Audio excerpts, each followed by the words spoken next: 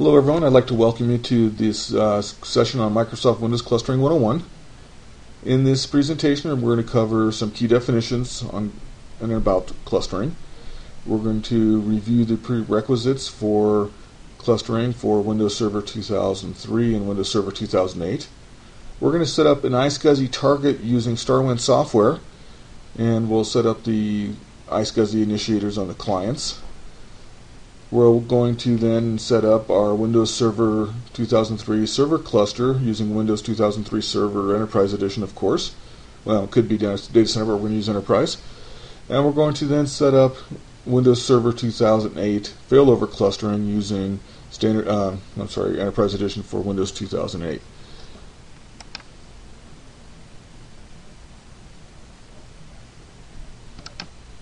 I am Russ Kaufman. I'm your speaker. You can reach me at russ@clusterhelp.com. That should be fairly memorable. And I am a geek. Let's just jump into some of the basic definitions here. In clustering, we have what we call a group of independent servers that are interconnected. We generally have an active node and a passive node. And the cluster service provides what we call resource checking. So let's talk about those for a minute here. Independent servers, I think that's pretty clear. In the case here, we have our picture which shows Node 1 and Node 2. Those are our independent servers. They are interconnected via a private network, which is used for what we used to refer to as heartbeat traffic. It's still the same thing, but it does provide communications between the clusters to verify and test each other to do the resource checking that cluster services do. We also have, as you see here, some storage, which is going to, over on the far right hand side here on the blue line, a quorum and then a couple of other LUNs. In this case we have store1, log1, and an additional LUN here just waiting to be used. The key around clustering is that we do have an active and a passive node in almost all cases. It is possible to have an active cluster. What that basically means is that we use a virtual server. As you see here, we have Exchange VS1, for example. A virtual server runs off of one of the nodes. In this case, Exchange VS1 would be potentially Exchange 2003, and our nodes might be Windows Server 2003, for example, here. Now, Exchange will run on Node 1 and will present itself using its own name. That's the virtual server component of this. VS1 stands for virtual server. In the event something happens to Exchange while running on Node 1, or something happens to Node 1, then we have the ability to fail over to Node 2. Now this is a fairly typical legacy type of environment here, and things will change in the future, as we'll talk about this more as we move forward into the quorum capabilities. But in the case here with Windows Server 2003, we have a quorum disk over on the far hand right side. That quorum disk is what helps us maintain the information about the cluster and as to who is the owner of the resources. In the event of a failure of Node 1, for example, Node 2 would be able to seize the quorum and then would be able to seize the disks and the resources and start up the Exchange virtual server on itself on Node 2.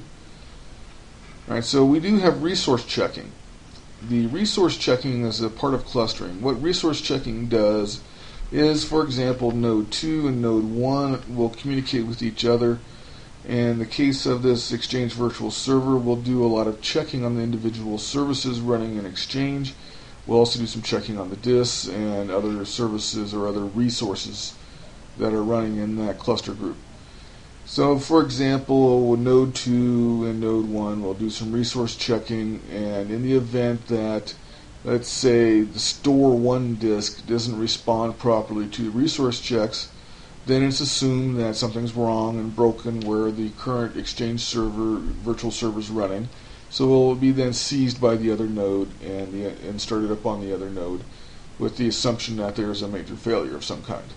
That's what resource checking is within clustering.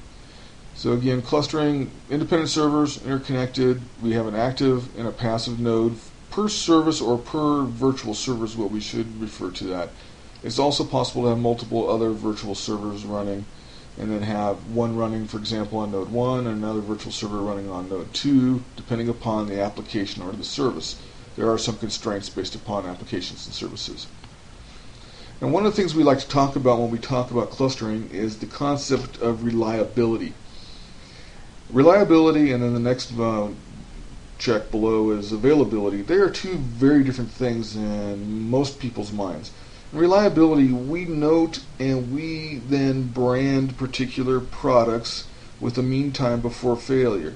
For example, if you were to go buy a new hard drive and put it in your computer, you could easily go online and check with the manufacturer and see what the mean time before failure is for that hard drive.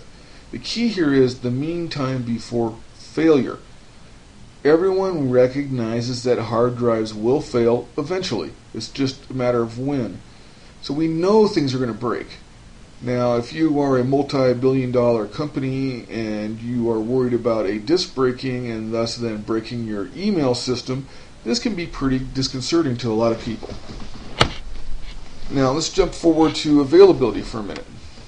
With availability, we're talking normally about a mean time to recovery or uptime. What we're talking about here with this is that with mean time to recovery, how fast can we get this back up and running? Assuming that a resource breaks, what is it going to take to get it back up and running again? How fast can we do that? The next definition is fault tolerance. With fault tolerance is a very difficult topic to describe to a lot of people. Because we keep hearing things about fault tolerance all the time. Oh yeah, you can protect that using fault tolerance. What we're talking about with fault tolerance is, well, we're going to compare it to the next definition, which is high availability. With fault tolerance, let's go back to our disk. We know, for example, a disk is going to break. It's just over a matter of time. Well, if we put a couple of disks into a RAID set, then we can use that RAID set in our server to provide the higher I shouldn't say higher availability because that's the wrong term, to provide fault tolerance for that failure. So for example, if I've got a RAID 1 set and one of my disks breaks, does that impact the ability for my server to read data off of the remaining disks or to write to the remaining disks? And the answer is no. So my application can continue to run if it requires disk resources. That is fault tolerance. A disk breaks, but the application doesn't miss a beat. It just continues moving on. It may slow down based upon performance because of the disk structure, but it will continue to run. High availability is different. With high availability, if something were to break, we then replace it quickly. For example, clustering. In the event, for example, in this picture here, node 1 were to go down or break, or something were to happen to node 1, Exchange virtual server 1, for running Exchange, is not going to keep running. Exchange is going to go down. It's going to be down for a few moments. What's going to happen then is, as the failure happens, node 2 realizes that there's a failure and starts Exchange up on node 2. That time between the failure of node 1, the recognition of the failure, and starting back up on node 2, that's all downtime. Your clients cannot connect to email during those moments in time. That's high availability. We try to reduce the downtime as much as possible through our platform of, for example, here, server clustering with Windows Server 2003, or failover clustering with Windows Server 2008. The last definition here is virtual server. Again, that Exchange VS1, that is a virtual server. It does not physically exist. However, it is managed like any other server in the concept of it has a name, it has an IP address, you can RDP to it, you can do lots of management tasks to it, which then usually, if it's something physical or something in the software, then that gets written back to the node where it's currently hosted. Alright, so we do have some prerequisites when it comes to server clustering and failover clustering. In particular, with Windows Server 2003, there is a Windows Server catalog. You can actually go to windowsservercatalog.com, and it has a list of all of the approved server cluster configurations.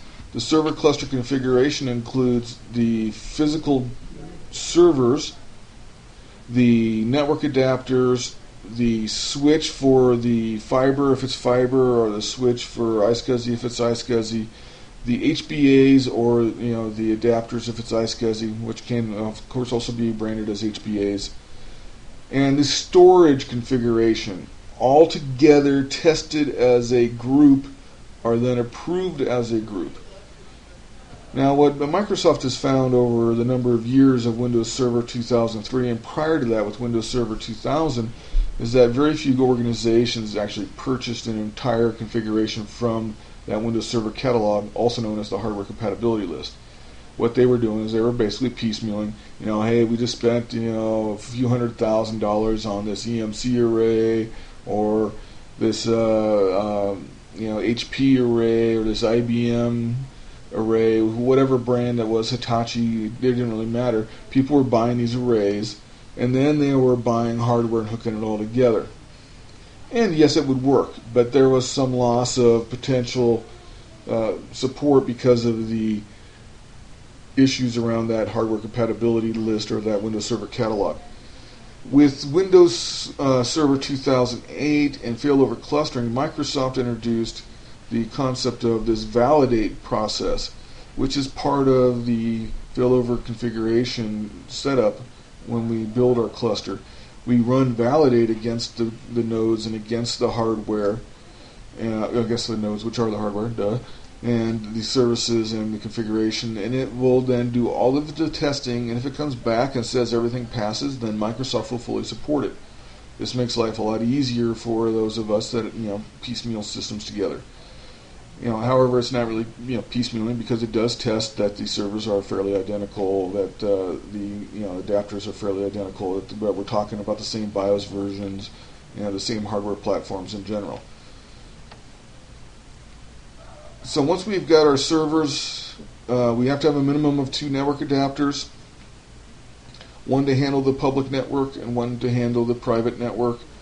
In general, if we're talking about iSCSI, then we're going to need at least a 3rd network adapter to handle the iSCSI connectivity.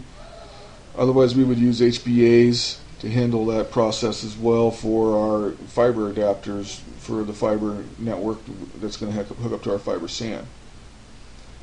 Well, then the last part of this is, of course, we need storage. Now, with Windows Server 2008, we no longer support parallel SCSI. Now, only serial SCSI fiber SANs and iSCSI SANs are currently supported moving forward with Windows Server 2008, because now there is a requirement for support for persistent reservations, which does not exist within the previous configurations in Windows Server 2003 and parallel SCSI, for example. So now we've eliminated the parallel SCSI capabilities that were there with Windows Server 2003. On the software side, of course, we need the proper operating systems. For Windows Server 2003, it's going to be either Enterprise or Data Center. And the same for Windows Server 2008, Enterprise or Data Center. We then also need an application or service that's either going to be cluster aware or non-cluster aware. Now, by cluster aware, we mean the application is written to be aware of clustering and to utilize the cluster APIs to do resource checking. Then we have non-cluster aware applications, which can also run in a cluster. The issue with a non-cluster aware application is that the application is not aware of the cluster APIs. Sorry about that. And because of that, then if an application actually fails, the virtual server will not fail over to the other node or another node in the cluster because it's not aware of the failure. So, but it does provide some mitigation on the server level in the event that the server itself has a failure and ends up having to shut down, then the non-cluster aware application will start up on another node in the cluster.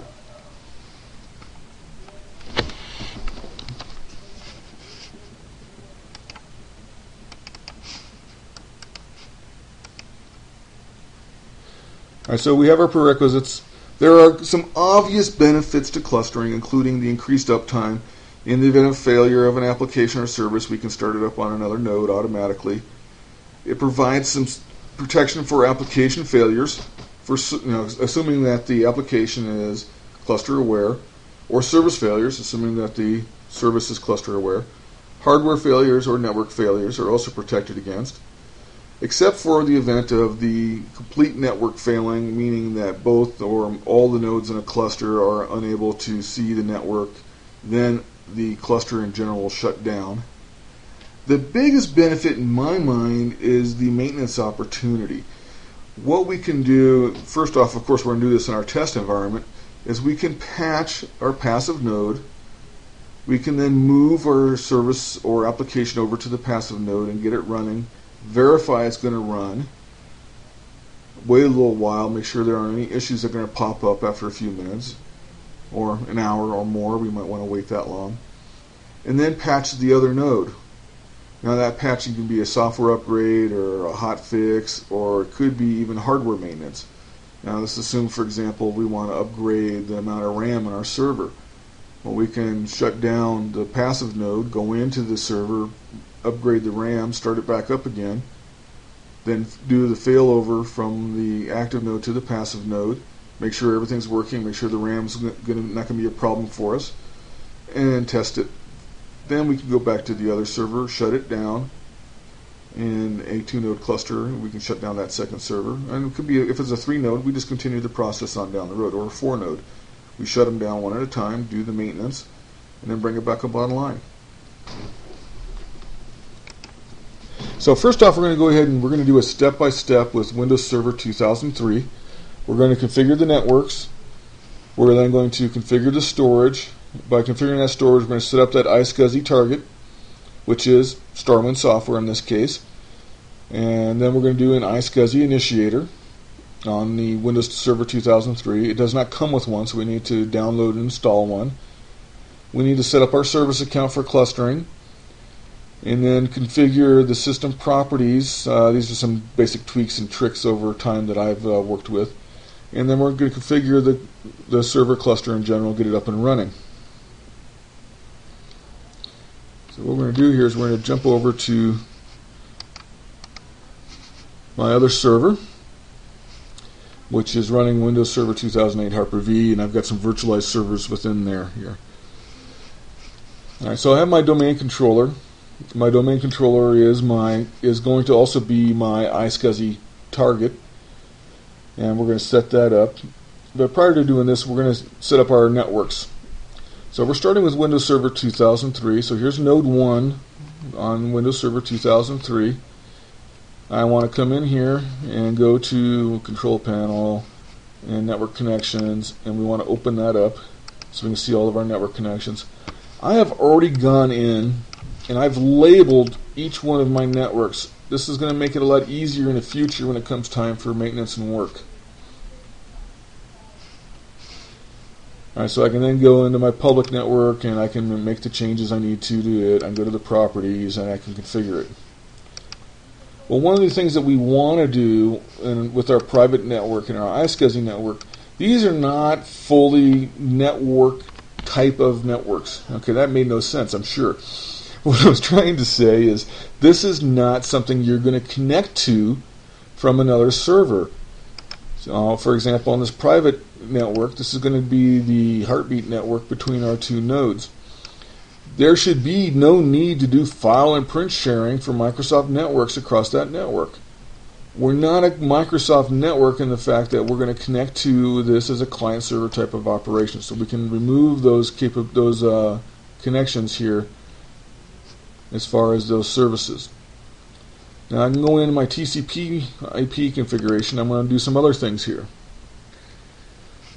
Going to advanced, we do not use DNS. Now one of the things that can be a major problem here is this particular checkbox. Register this connection's address in DNS. We always want to make sure this is unchecked on all of our non-public networks. We do not want DNS getting a registration for this IP address for this private network. We do not want people doing resolution of the name of node 1, for example, and getting an IP address of 10.10.10.1. That's the private network. They can't get there. There's no route to it. So there's going to be potentially failures of systems trying to connect to this particular system or server. So we want to uncheck that.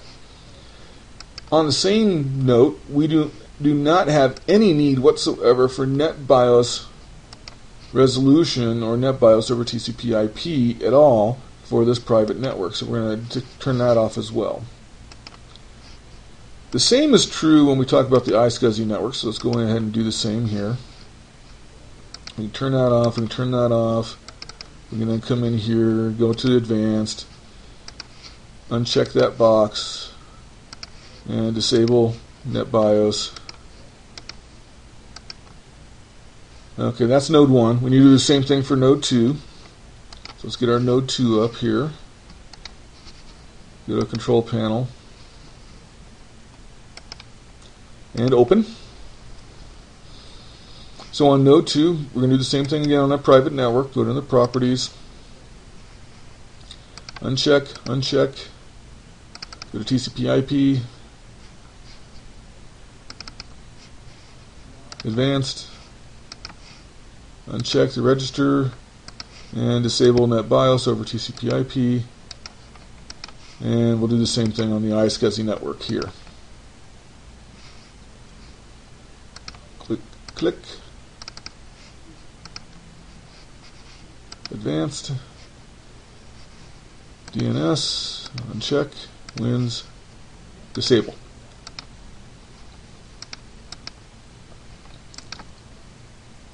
Okay, another thing we're definitely going to want to do when it comes to the networks is we want to test them all. So for example, I know what my IP address is here, but let's just go ahead and do a quick IP config so we can see the IP addresses. On my node 2 here, I've got an IP address of the 192.168 for my public network. On the iSCSI, I've got 172.16, and on my private, I'm in the 10.10 range. So knowing that, for example, my public network connection to my other node is 192.168.2.201, 201 for node 1, 202 for node 2. Sometimes you might want to do that. It makes life easier. I can ping that, make sure I got my connectivity. I can do the same thing for my iSCSI network. Verify that that's working. And I can do the same thing for my 10 network. Oops. .1. We don't need to do both sides. If it works from one side, it's going to work from the other. Another thing you might want to do, of course, is check with the domain controller. In this case, my domain controller is .200. It's also my DNS server. So I'll make sure that I can get to my DNS server, that I can get to my domain controller, and that's all been verified there. Alright, so my network is configured in that sense. There's one other thing we want to do on the network configuration. We want to use this Advanced tab. We want to go to Advanced Settings. What we're going to do here is we want to reset the bindings, or make sure the bindings are properly set. Public network should always be highest here because that's the one that's going to get the most traffic. This is our client to the server side. Then iSCSI, and then private. And this is the correct order we should have this in. And we want to do the same thing over here on node 1, advanced, and then advanced settings. Come on, get there. And then again, see now this one's wrong, so we want to fix this. We want the public first. We want the iSCSI second. And then the private third. Alright, so now that's all set. Now this is not going to break anything if you don't do this. It's just, this is a kind of that's a small performance tweak. It's going to make things a little bit faster, and we'll have a little bit better performance when it comes to connecting from the client to the servers. Alright, so the next thing we want to do is we want to configure our storage. So we'll go to our domain controller, which is our server that's going to be hosting the software iSCSI target, which is our StarWind Software. And let's see, hold on. Okay, that's right, I already installed StarWind. That's right there. I can connect to my server, which I've done already, and then I can come over in here and I can add a device. And I'm just going to go ahead and create some image files that I'm going to use these as disks. There are some other things we can do. One of the beautiful things with StarWind is that the enterprise version of the software will do things like snapshots. We'll do things like, here's our snapshot CDP device. We'll do things like mirroring across multiple servers, so we can have our disk copied to other servers and have physical copies for disaster recovery. Lots of nice things that it'll do. We'll talk a little bit more about that here when we get to the end of the presentation. All right, so I'm going to do an image file.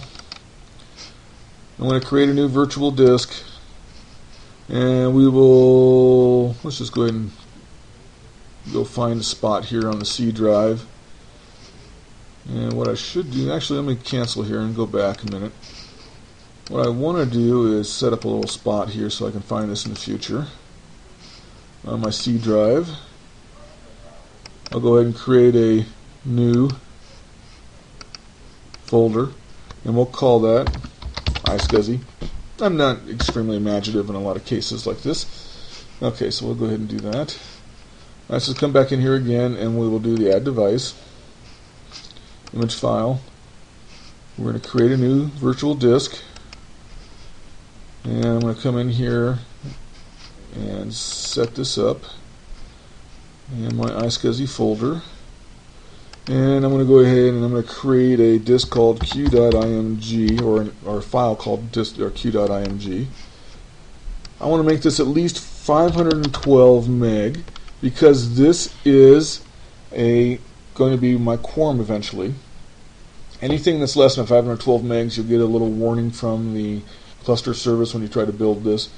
512 meg was picked. That's basically between 400 and 500 meg is when NTFS starts becoming a lot more efficient than FAT, so we want to make this a little more efficient when it comes to our quorum disk, so we then choose something that's over 512 meg. I'll go ahead and use 512. Next, I want to set this up to allow multiple concurrent iSCSI connections for clustering, so I want to check that box. I'll go ahead and click Next, and I'm going to give it a target name. Something that's going to be easy for me to find later when I connect from the iSCSI initiator. I'm going to call this Quorum. Actually, I'm going to call it Quorum 2003 because I'm going to set up another Quorum disk for the 2008 side. While I'm here, I may as well do that. And finish. So I've got my first image file here. I'm going to create another one. Let's do this real quick. Add device. Sorry, I got a little lost there for a moment.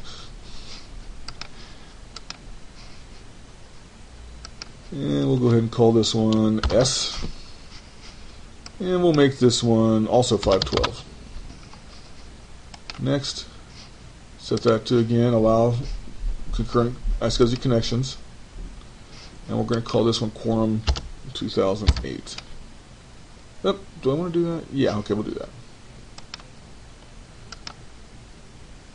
And finish. So now I see I've got these two disks, or these two image files that are set up, and then that can be shared.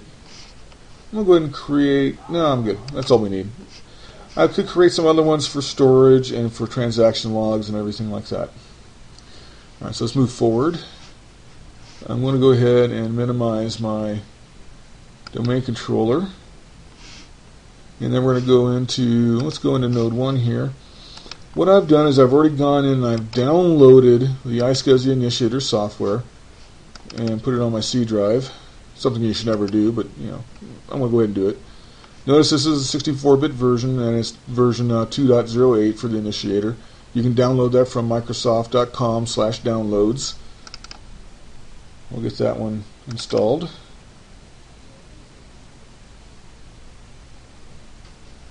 Next. We're not going to use multipathing, but we do have that capability, so we can set up multiple Ethernet connections to connect for iSCSI and share the load across there and provide redundancy as well as performance increases. By the way, one of the things I really love about iSCSI is the speed you get for the cheapness of the Ethernet and the fact that everyone seems to know Ethernet around the industry versus those that know fiber inside out. There are tons of people that know Ethernet inside out. But the thing with Gig E, we get some pretty decent performance, and now that 10 Gig E is out and available, you can really have some screaming bandwidth if you're using iSCSI. Alright, that said, let's move forward. I agree. And it's going to do its install. And while that's doing its thing, we're going to come over here and do the same thing on node 2. It looks like it's already been done.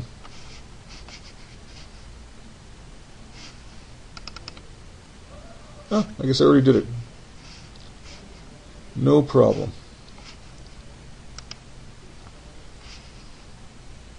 I do lots of things in the middle of the night when I should be sleeping. This is probably one of them. Well, this one continues to install on node 1. Let's go ahead and jump into the iSCSI initiator that's been installed over here on node 2. What I'm looking for is this discovery tab. I'm going to remove this. This is from an old installation. And I'm going to add, what I want to do is I want to add the IP address or DNS name of my iSCSI target. In this case, I want to make sure that I'm using the 172 network, so I want to put in the IP address for that. 2.200 and click OK. Alright, it's going to act up for me.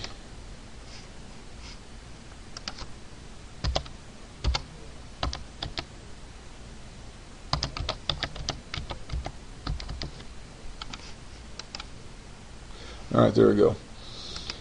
Don't ask why that happened. I have no idea.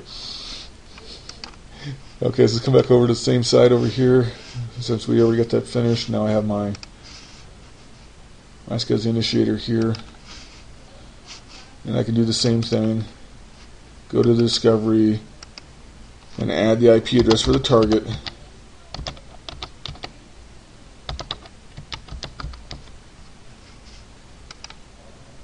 And that one worked nice for the first time.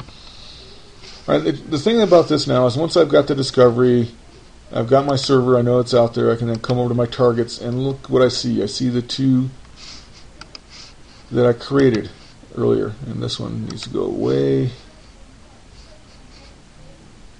Notice it's failing on the reconnect. I'm going to have to come back to this and play with this in a minute. In the meantime, let's come over here. We're going to log on. We want to automatically store this connection. We're not going to enable multipath. Then we're going to click OK. Now it shows connected. So now what will happen here is if I go into my computer, manage,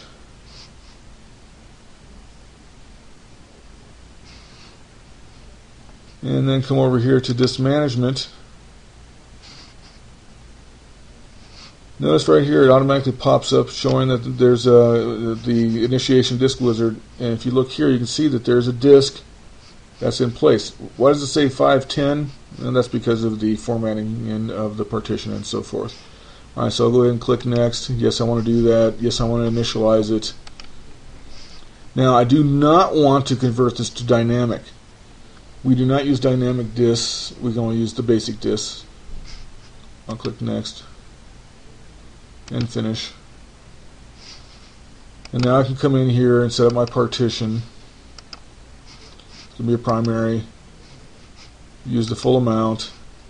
And I'll make life easy. I'm going to assign it as Q. So I remember what it is. It's the quorum. And I can label it.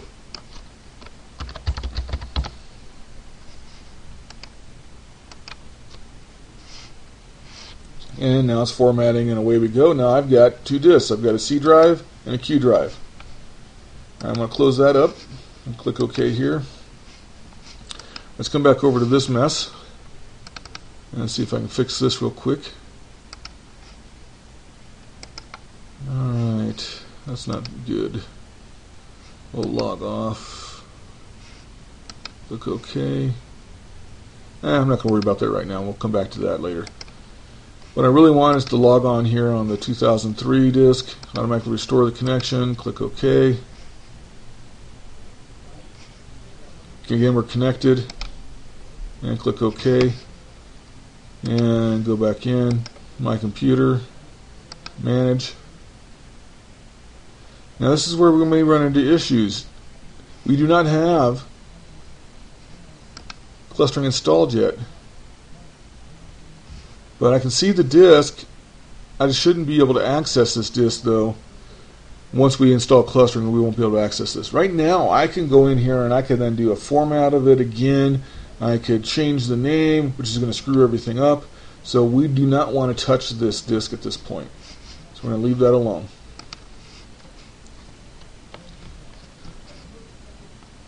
Okay, so we're set up here as far as that capability now of having our 2 disks.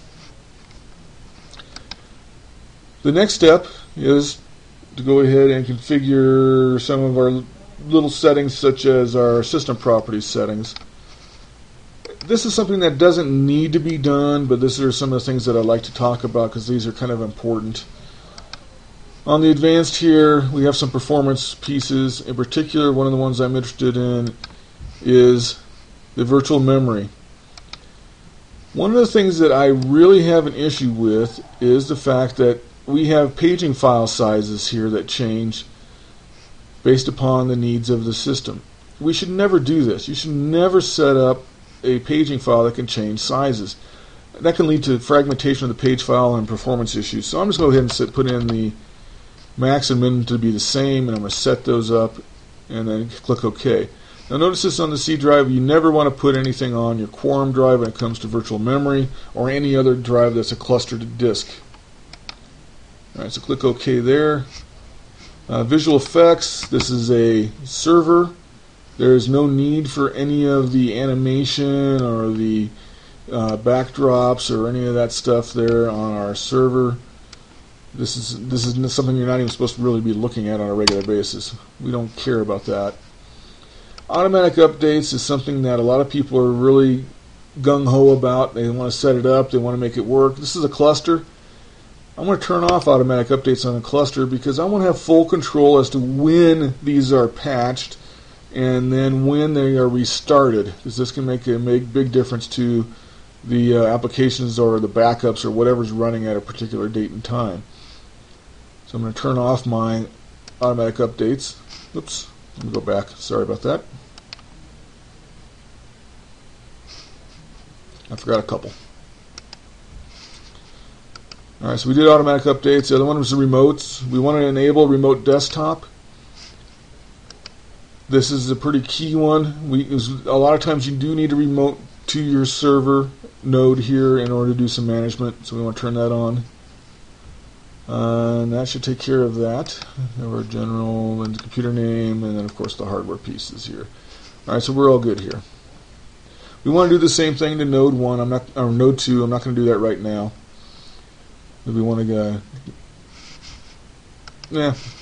we don't want to take up the time, but this is some of the things you want to take advantage of. Oh, one other thing I did want to look at. When you have multiple nodes in a cluster, we do have an issue here on the startup and recovery. If for some reason you were to lose power to the data center and the UPS would run out, and if our generator didn't start up, we might lose all of our nodes at once. Well, the thing that we do not want to have happen is when we have power come back up again, that all of the nodes then start up at the same time and they fight for ownership of resources. So what we'll generally do is on one of the nodes we'll set that for something like 30, and on the other node we'll set that for something like 120. Give us time for the first node to get up and running, seize the resources, and when the next nodes come up, then they will not be bumping heads with the other node. That's another setting I'd like to point out. Okay, so we've got that configured. Next thing we need is a service account. Normally, I would just create another account. The service account needs to be a local admin on the server node, but it doesn't have to be a domain admin on the domain, but it does have to be a domain account.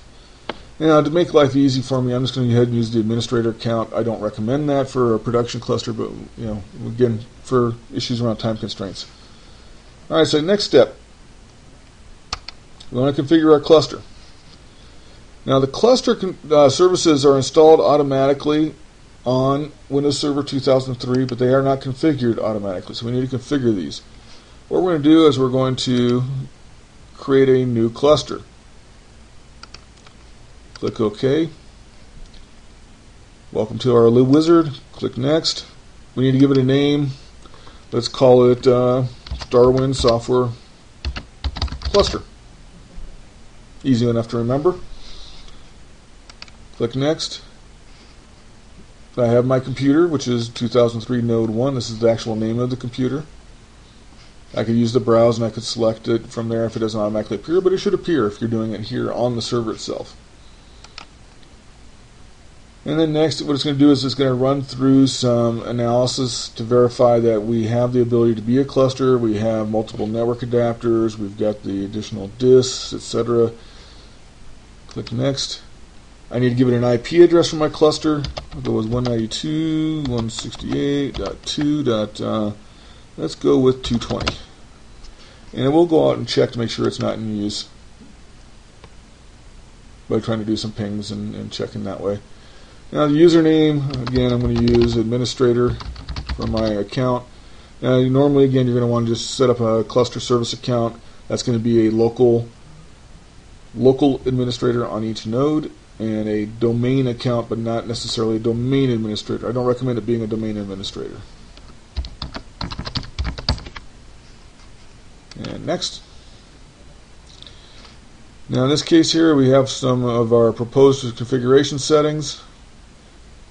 Notice here is showing that it's finding disk Q, and it's going to use that as a quorum disk. So we should be set there without any problems. Click Next. It's going out and reanalyzing, even though it already analyzed once. It's checking and configuring the cluster service, configuring the resource types, and then it's going to configure the resources. This will take a couple seconds.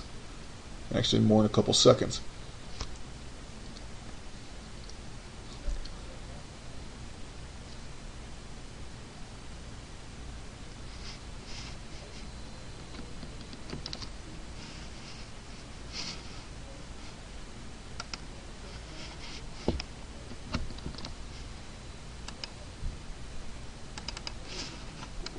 Okay, rather than making you all wait for the screen to go through in the progress bar, I went ahead and paused the recording for a few minutes, jumped out, and now we're jumping ahead and we're ready to go for the next step. Alright, so we've got the cluster created. This green bar is very, very important. If something's broken, you're going to see red. Alright, click Next and Finish. And now I have a cluster, but I only have one node. So the next step here is to add the second node to my 2-node cluster. Now, if I want to have a 3-node cluster, I can go through the process multiple times over and over again.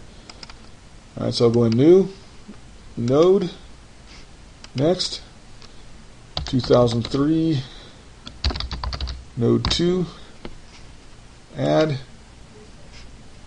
click Next, and it's going to go out and connect to that other server node. And we got an error. Hold on, I'm going to pause again.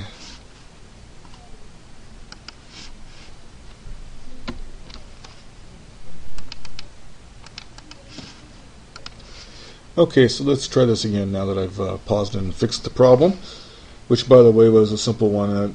There was a firewall on node 2 that was blocking the RPC, so I just fixed that real quick. Something to look out for when you do this yourselves later. Alright, so come in here, we'll go ahead and do the browse this time, and we'll do 2003 node 2, and click OK, and add it, then click Next.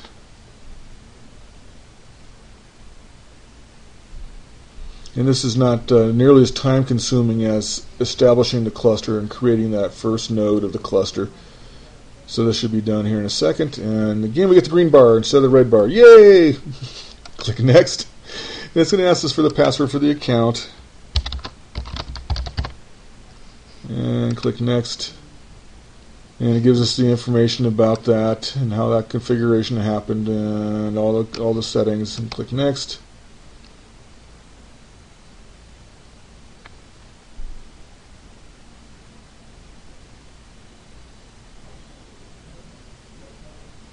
And it's going to add all of our groups.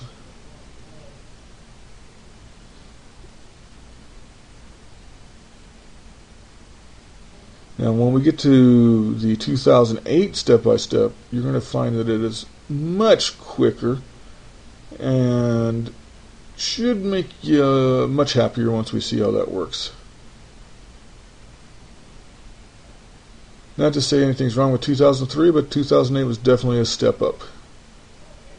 Clustering has been improved considerably over the days of NT4 when we first saw Wolfpack come out, and to 2000 and 2003 and now 2008.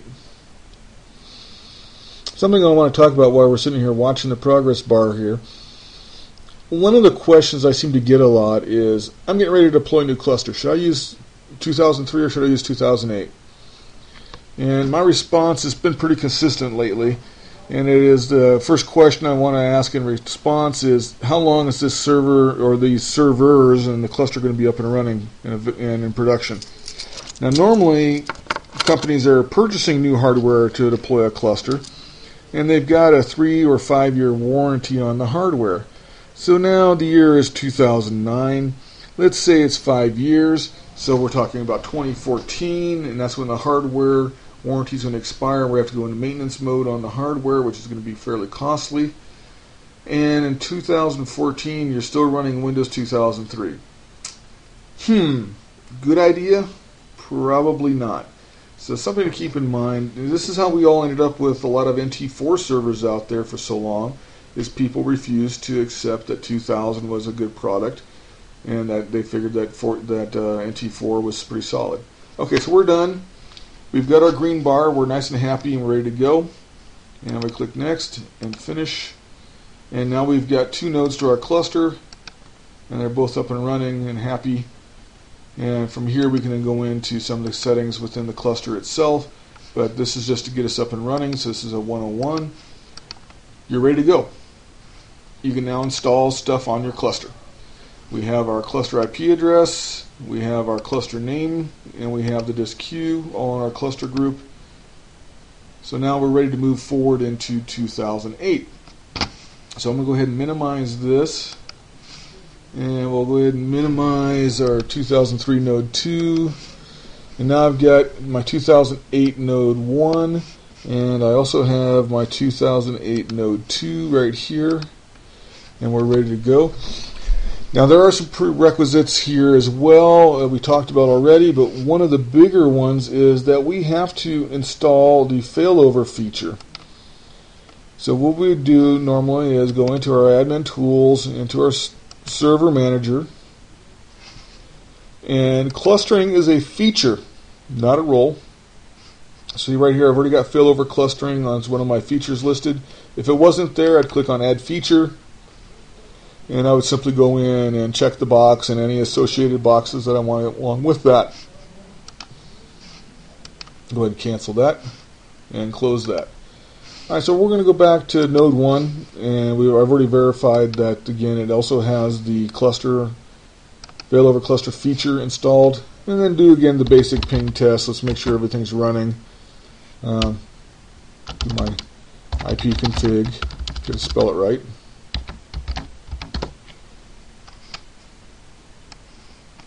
And we see all these tunnel adapters and all these other adapters because of the fact that I'm on Hyper-V. Alright, so now I've got my iSCSI network, I've got my private network, and I've got my public network.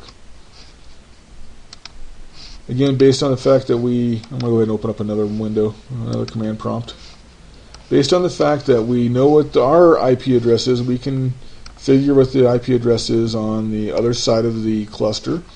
So I can ping 192.168.2.212. Whoops, what happened there? Try that again. 192.168.2.212. That should be my node 2. I guess it helps if you precede it with ping. See, even I make lots of mistakes. Okay, so I got my response there.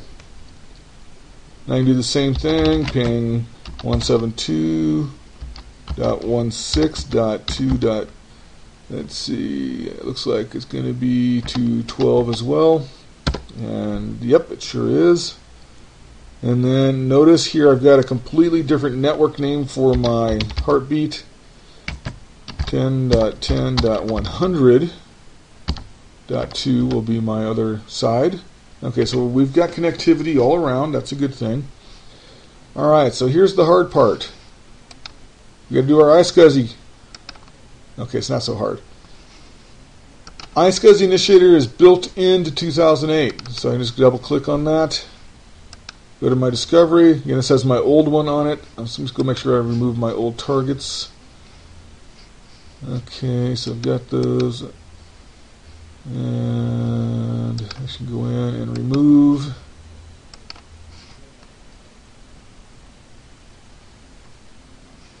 And I can add my new portal.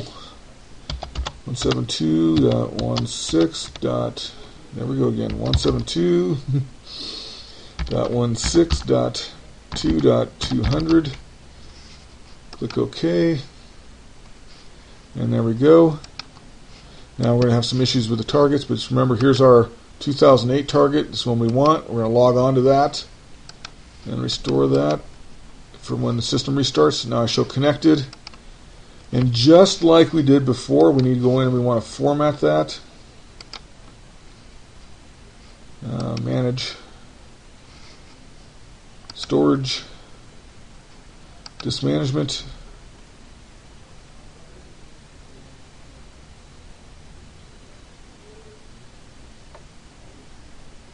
And there's our disk.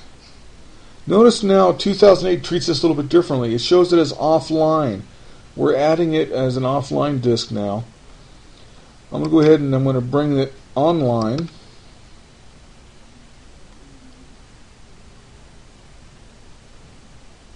And once it comes online here, and initialize it. And then after it's initialized, we can create a new simple volume. We'll make it Q. We'll call it quorum. And we'll finish it and let it format. And while that's doing its thing, we're going to come over here and do the same thing on our Node 2 control panel. iSCSI Initiator. Discovery. I'm going to remove the old one again.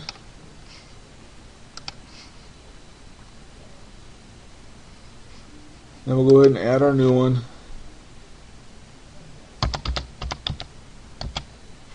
And again, 172. There we go. 16.2.200. Go to our target. Go to our 2008. Go to the logon.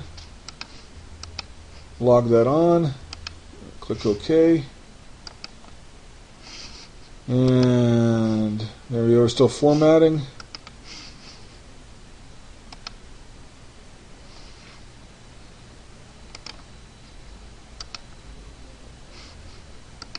Go to our storage. Disk management.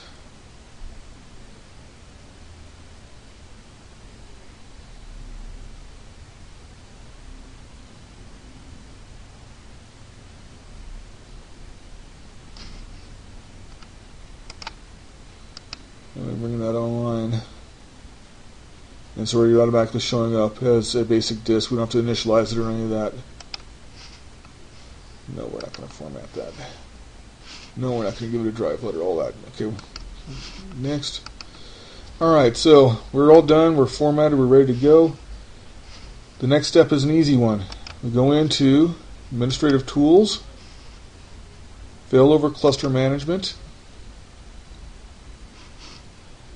We can either right-click and go create a cluster, or we can click here and create a cluster, or we can come all the way over here and create a cluster. They all take us to the same wizard. Now here's the fun part with 2008. First off, I forgot what I named them. Okay, similar to what we did before. So what I can come in here now is I can come in and I can type in 2000, whoops, there we go again, 2008 node. I'm not going to put the 1 or 2 on it. I'll do a check names. And notice it found both of them. Okay, that's basic search. Well, the really cool thing about 2008 is I can multi-select the nodes. So if I have 3 or 4 here, I can select them all at once. Populate, click OK. It then populates them here. I click Next. I give it a cluster name. We'll call this StarWind Software 2. Oops. 2 cluster. And then I need to give it an IP address. And I gave the other one was, what, 220, so I'll go 221. Now one of the neat things here is, if you saw this, we had to fill this in. One of the really nice things with 2008 is it fully supports DHCP.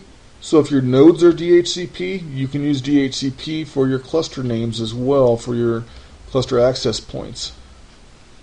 Alright, so we click next. Again, this is an access point. This is the name that will connect the cluster to the cluster, and this is the IP address. Alright, confirming the information, click next. Creating our new cluster.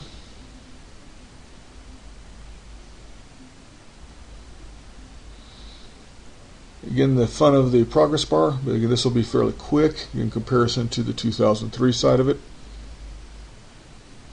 So we'll go ahead and stick through here. Now there are many other benefits to 2008. Now one of them is the way we do the quorum. Now it will find that disk for our server for the quorum, but the quorum is a little more robust in 2008. What we're going to use in this case is we're going to use a quorum that's going to include the servers themselves, where they get a vote, and the disk gets a vote. So we have 3 votes. In order for the cluster to work, 2 of the 3 votes have to be available, or the majority of votes have to be available. So what will happen there is that following the majority of those votes, if I've got 2 of the 3 running, then the cluster will continue to run. In this case now, if my cluster disk fails, in 2003 that'd be disastrous. You're done. Your cluster's going down. In 2008 it's not, because we still have the node votes. So I've got 2 of the 3, so my cluster can continue to run, even though the quorum disk has failed. So this is called node and disk majority. This is the most common quorum solution for a 2-node or an even node cluster, because we want to provide an odd piece for the majority if at all possible. Then we can view the report, which is HTML, and it gives us all sorts of wonderful bits of information about what happened in the background. Now, what you probably noticed is that I didn't do what I probably should have done before even building the cluster, and that is this concept of validate. I've got a cluster now, but what I should have done is I should have validated this cluster before I started building it. So I should have validated everything to begin with.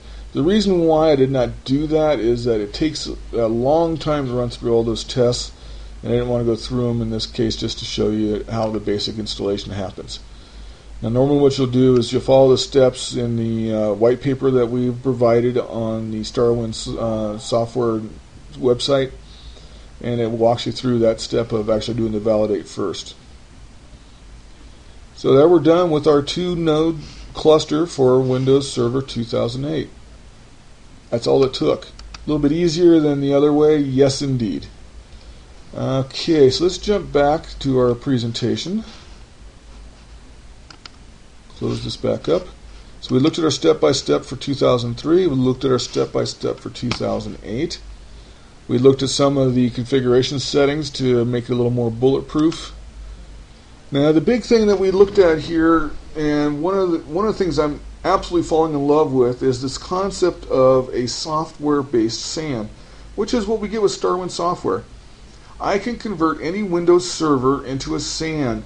I can go buy a new server, stuff it full of disk, and then make a SAN out of it by installing the StarWind software on it, so I can then have an iSCSI target. And I can go in and I can carve up my disks any way I want. I can create mirrors, I can create other sets there, and I can then do mirroring between individual arrays. I can do all sorts of nice things with this for a small fraction of the cost of buying a SAN, a true hardware SAN. And it has all the benefits of a regular hardware SAN with the software SAN here. All the benefits you get with all the things like snapshots and all of that as well. So we get all of our interoperability. Anything that uses an iSCSI initiator can connect because we do have standards. Works over existing Ethernet networks. We can build a nice private Ethernet network to handle our existing, our new iSCSI SAN. We can go with GigE. We can do multiple GigE connections using the software that's built into the initiator. Nice, easy to use equipment, standard equipment. Works on any x86 server or 64-bit. Converts any Windows server into a nice SAN. I really do love this software. It is fantastic, and it's very inexpensive in comparison to doing a real SAN. We can use it for other things like, of course, HA and server clustering like we showed here. You can use it for virtualization. I use it a lot for virtualization and consolidation. Also, the disaster recovery capabilities are there, so you can make copies of your data. And it does provide that shared storage environment for those servers like our clusters. Plus, we begin just like any other SAN. You can have multiple servers connect to the SAN itself, the software SAN, and connect to those individual targets that you build, or the individual image files that you build within the iSCSI SAN target of StarWind Software. Enterprise class features: we got point-in-time snapshots, so we can fall back. We have synchronous. There we go. That's a tough word for me sometimes. Synchronous data mirroring, so we can mirror to another server in the server room. We can do remote replication using asynchronous replication across a campus or a WAN to a DR site somewhere. Lots of great features, such as again thin provisioning, and other features such as the ability to use I/O read and write caching. We can do the compression. We can do shared volumes. There's support for VSS. We can do RAM disks as well for really super high speed needs, such as small SQL databases that are just constantly pounded because they're used for, e-commerce, for example. Virtual tape libraries, and of course we can then support things like software RAID 1 mirrors within the StarWind Software's iSCSI target. You can get a free trial. I recommend you go download it and look at it. I think it'll impress you. It definitely has impressed me. And if you need any further information, feel free to send an email to info@StarWind Software. If you would like to bounce any other questions off me regarding the joys of clustering, I am more than available. Well, I shouldn't say more than available, but I am available, and I will respond to email. It will not be necessarily immediate, but I will get back to you. My email address again is russ@clusterhelp.com. I hope you had a great time, and I hope you learned something new today.